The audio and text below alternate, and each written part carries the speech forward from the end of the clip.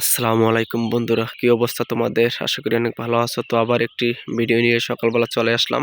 তো বন্ধুরা, মজার বিষয় হলো তোমরা যে আমার এই সামনে আমার এক দাদাকে দেখতে পাচ্ছ, তার সাথে আমি আজকে একটা প্র্যাঙ্ক করব।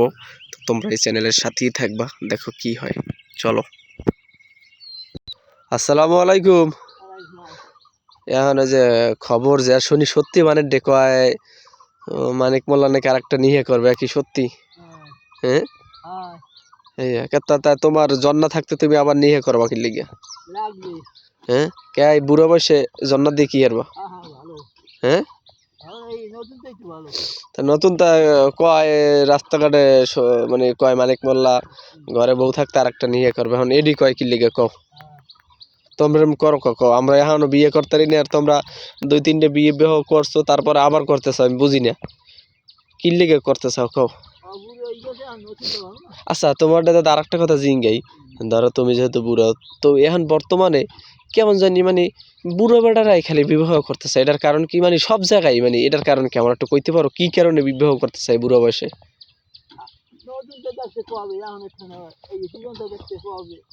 ও পুরনটা দেখছে এখন একটু ও মানে আগে পুরনটা খাইছে বা দেখছে, এখন একটু নতুন তো মানে দেখতে চাই। ও, তা তোমার এখন নিয়ে সামনে থেকে আর কয়টা বিবাহ করবা?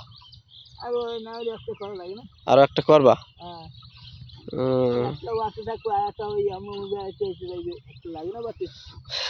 হ্যাঁ,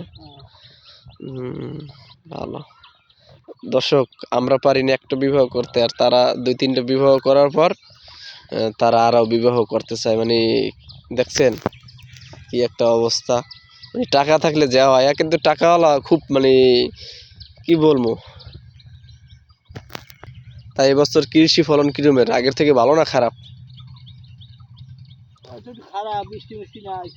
ও, জি। তা রোজা আছো আজকে? হ্যাঁ, যাক ভালো, আলহামদুলিল্লাহ। তো প্রিয় দর্শক, সকলে আপনারা ভালো থাকবেন।